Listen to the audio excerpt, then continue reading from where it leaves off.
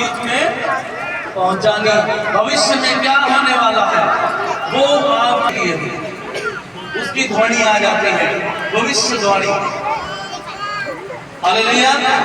जिसको भविष्यवाणी का वरदान है और किसी को आत्माओं की परख करने का,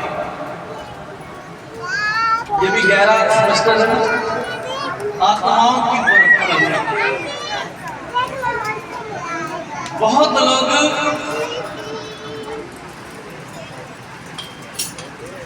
चर्च में जाते हैं, वो सोचते हैं उनके अंदर पवित्र आत्मा काम कर रही है।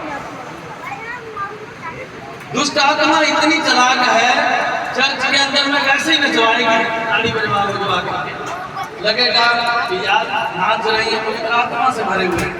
लेकिन यहाँ क्या लिखा है? आत्मा की परख करना कि उसके अंदर में दुष्ट आत्मा है कि पवित्र आत्मा है। हालेलुया। ये वरदान की परख कर सकते, तब मुझे पता चलता है किसके अंदर परमेश्वर का आत्मा काम कर रहा है और किसके अंदर दुष्ट आत्मा काम कर रहा है। मैं दोनों को बुलाता हूँ यहाँ पर। ये ना सोचो कि सिर्फ दुष्ट आत्मा वालों को ही बुलाता हूँ, जिसके अंदर परमेश्वर का आत्मा भी काम करता है, मैं उसे भी यहाँ बुलाता हूँ कि वो और सामर्थ्य पाए। हालेलुया। और सामर्थ्य पाए और पवित्र आत्मा से भर जाए और परमेश्वर की आत्मा से भर जाए। ये वो स्थान है जहां पर से परमेश्वर की सामर्थ्य निकलती है और एक को जलाती है और एक को खुश कर देती है। हालेलुया। हालेलुया। ये एक ही आत्मा है, एक को दुख देती है और एक को सुख देती है। जिसके अंदर दुष्ट आत्मा है वो चिल्लाता है, तड़पने लग जाता है।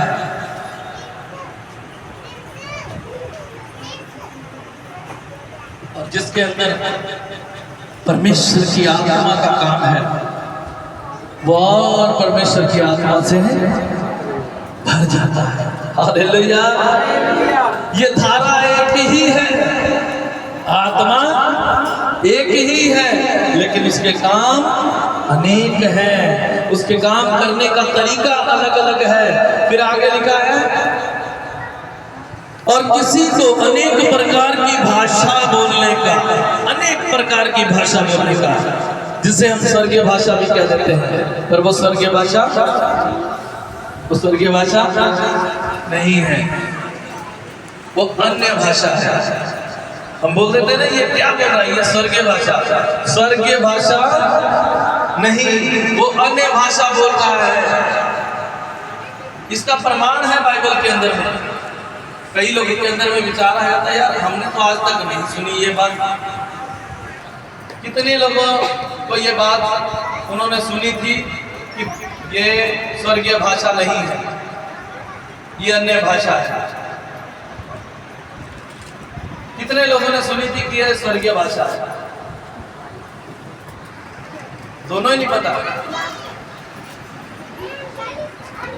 ये अन्य भाषा है। आत्मा उतरा तो लोग अन्य भाषा से भर गए और लोगों ने प्रमाण दिया वहां पर, और उन्होंने कहा ये मदिरा के नशे में बोल रहे हैं।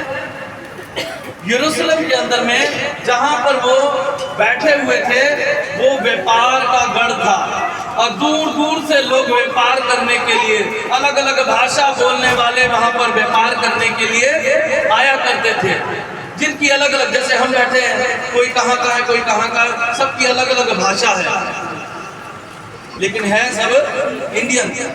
लेकिन वहां पर विदेश से भी लोग आते थे, उनकी और अलग भाषा हुआ करती थी। लेकिन वहां पर जब लोग उस अन्य भाषा से भर गए पवित्र आत्मा के द्वारा, और फिर वो क्या कहने लगे कि ये मदिरा के नशे में है। उन्होंने कहा अभी तो दिन का पहर ही चढ़ा है, दिन का पहर ही चढ़ा है। आज भी लोग दारू कब पीते हैं? कब पीते हैं? शाम को रात को पीते हैं, सुबह उस समय में ऐसा ही है कि मदिरा के नशे में है। उन्होंने कहा कि अभी तो दिन ही चढ़ा है। तो फिर कुछ लोग कहते हैं हमें क्यों ऐसा लगता है कि ये मेरे मात्र की भाषा स्वर्ग की है। इससे पता चलता है वो स्वर्गीय भाषा नहीं है। ये प्रमाण देता है, बाइबल पर खुद प्रमाण देती है हर बात के लिए, लेकिन हम गलत शिक्षा में चले जाते हैं। स्वर्गीय भाषा नहीं है, ये अन्य भाषा है। किसी को भाषाओं का वरदान, आज देखते हैं ना गाइड जो होते हैं, हम कहीं घूमने वाली जगह पर जाते हैं, कहीं किले में जाते हैं, तो वहां पर गाइड होते हैं, उसके बारे में पूरी जानकारी देते हैं। जिस कंट्री का बंदा होता है उस कंट्री की लैंग्वेज में बोल करके उन्हें सारा कुछ वहां का इतिहास बताते हैं। ये भाषाओं का वरदान है और किसी को उन भाषाओं का अर्थ बताने का वरदान। अब यहाँ पर कौन आदमी किस देश की भाषा को बोल रहा है? पवित्र आत्मा ने टच किया, वो बोल उसकी समस्या के लिए रहा है। जो सामने खड़ा है बंदा उसकी समस्या के लिए बोल रहा है, लेकिन बोल वो किसी और भाषा में रहा है, लेकिन किसी को समझ में नहीं आ रही है। इसीलिए किसी को वो भाषाओं का समझने का अर्थ बताया गया है। हालेलुया। ये सारी बातें, ये सारे वरदान, और परंतु ये सब प्रभावशाली कार्य वही एक आत्मा करता है, और जिसे जो चाहे उसे वो बांट देता है। हालेलुया। यहाँ पर इस आत्मा के बारे में ये नहीं बोला गया कि कोई जबरदस्ती ले सकता है, ये कोई किसी के बस की बात नहीं है। ये परमेश्वर की इच्छा है, वो किसको बांट देता है। जो जिसके काबिल होता है उसे वही चीज मिलती है।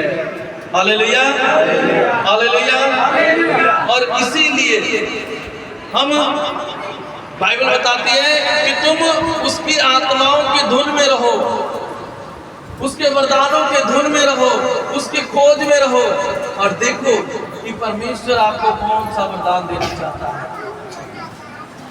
अगर आप, जैसे हम पढ़ते हैं, परमेश्वर में जितना बढ़ते जाएंगे ये सारे के सारे वरदान आपको मिल सकते हैं। ये सारे के सारे वरदान मिल सकते हैं। यहाँ पर कोई चिन्ह नहीं लगा है, कोई मतलब वहां पर ये नहीं डाला गया कि सिर्फ एक आदमी को एक ही मिलेगा, ऐसा कुछ भी वहां पर नहीं लिखा है। लेकिन ये वरदान एक आदमी को सब सारे वरदान में मिल सकते हैं। उसके वरदानों की धुन में लगे रहो, परमेश्वर का वचन कहता है। कितने लोग उसकी धुन में लगे रहे? अरे ये धुन कैसे लगेगी? ये कैसे धुन लगेगी?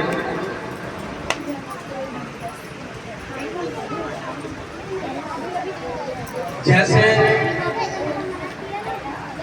ये काको बजाता है लड़का अजय को कितने लोग जानते हैं? एक धुन में लगे रहे। इसकी धुन अलग है, उसकी धुन अलग थी, लेकिन है वही आत्मा का काम, एक ही आत्मा का काम। वो उसको बजाने की धुन थी, परमेश्वर की आराधना करूंगा मैं। कहीं पर भी खड़ा है, अगर ऐसे भी खड़ा है, ये बच्चा आने वाले भविष्य में इसके द्वारा बहुत सारी रूहें आशीष पाने जा रहे हैं। इसके प्रार्थना के द्वारा नजरें तक चलेंगे, इसकी प्रार्थना के द्वारा अंदर तक देखेंगे। आने वाले अगर ये अपनी इसी धुन में लगा रहा तो बड़े बड़े मिराकल आप इसके द्वारा देखेंगे। हालेलुया। ये कोई वो नहीं है, अभी समय हो गया कि वो धुन कौन कौन सी है। किसी उसमें लिखा, किसी को तो सेवा करने की धुन है, किसी को बजाने की धुन है, किसी को गाने की धुन है, किसी को प्रचार करने की धुन है, कोई सुसमाचार ला करके फैला रहा है, ये सब धुन है। कोई प्रभु के घर में सेवा कर रहा है, ये धुन है, उसकी धुन में लगे रहोगे तो आप संसार के पाप से बचे रहोगे। आप संसार के पाप से बचे रहोगे।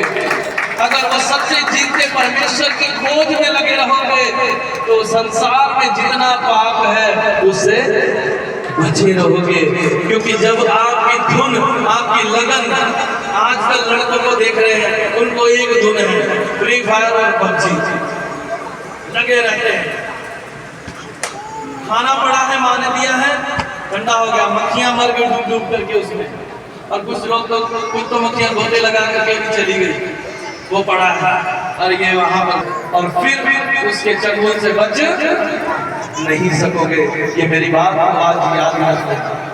जिस आप अपने बच्चे को बाइबल बताती कि उस मार्ग की शिक्षा दे जिस पर उसे आप चलाना चाहते हैं, उस मार्ग की शिक्षा दे।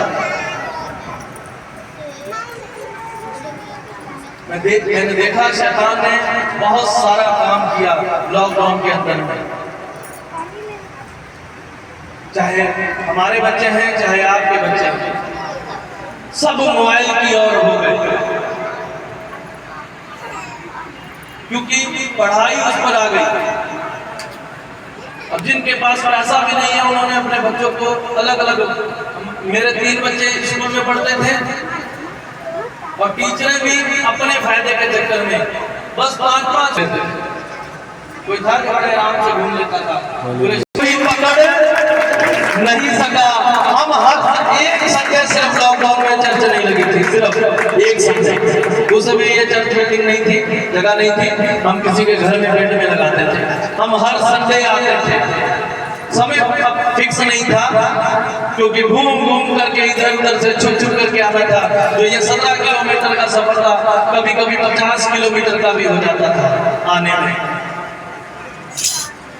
हमें परमेश्वर ऐसे ऐसे गलियां, ऐसे ऐसे रास्ते मुझे परमेश्वर ने दिखाए जहां से पुलिस वाले पकड़ते नहीं थे, और 2-3 नाके ऐसे थे जहां पर पुलिस रहती थी, लेकिन परमेश्वर इंतजामी खुदा है। 2-3 बार हम बच गए, और बड़ा जोखिम ले लेकर के उस समय अगर जो भी शख्स पकड़ा जाता था स्टेडियम के अंदर 15 दिन के लिए बंद कर दिया जाता। ऐसा ही होता था ना, वो छूटता नहीं था, चाहे बड़े से बड़े मंत्री की सिफारिश चली जाए, छूटने वाला नहीं है। वो 15 दिन के बाद ही उसका चेकअप होगा, हाँ ये नेगेटिव है कि पॉजिटिव है। अगर नेगेटिव निकला तो घर जाओगे, अगर पॉजिटिव निकला तो फिर वहीं से सीधा हॉस्पिटल जाओगे, और उसके बाद हॉस्पिटल में जाने के बाद आपको पता है क्या कुछ लोगों के साथ हुआ है। और ये सारी बातें मैं इसलिए बता रहा हूं कि धुन है ये परमेश्वर की। अगर उस धुन में आप रहोगे, जो अपना जीवन परमेश्वर को देना चाहता है वो ये ना सोचे, क्योंकि बाइबल बताती है जो हल पर हाथ रख करके पीछे देखता है वो मेरे लायक नहीं है, वो उसके लायक। अगर हमने अपना जीवन मसीह को दे दिया तो पीछे मुड़ करके रिश्तेदारों को नहीं देखना है, रिश्तेदारों की शादियां नहीं देखनी है, काम को नहीं देखना पीछे मुड़ करके, कि अगर हम काम नहीं करेंगे तो फिर बच्चे रोटी ना तो वो बोते हैं, ना वो जोतते हैं, ना वो काटते हैं। कोई है कोई पक्षी जिसके नाम पर 1-2 किल्ले जमीन हो? है उनके पास? कभी ऐसा कि ऐसा आपको वो देने वाला बनाएगा, मांगने वाला नहीं बनाएगा। मेरे यीशु का वायदा है, जो उसके पीछे चलते हैं उसके जीवन में वो वायदा पूरा करता है। हालेलुया। अपनी आंखें बंद, खुदावन अपने बच्चों को अपनी रूह से भर दे, इन वचनों से भर दे। आज जितनी भी बातें हुई हैं प्रभु जी, इन बातों के ऊपर ये आपके बच्चे चलने वाले हो जाए मेरे पिता।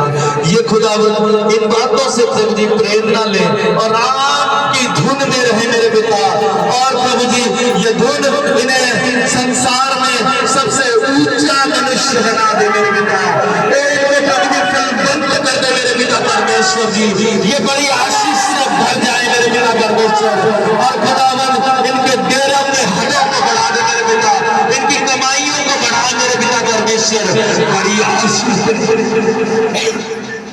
खुदावन तेरा अनुग्रह इनके ऊपर बना रहे मेरे पिता, दया कर यीशु के नाम से मांगते हैं, आमीन आमीन। आइए हम एक भजन को गाएंगे।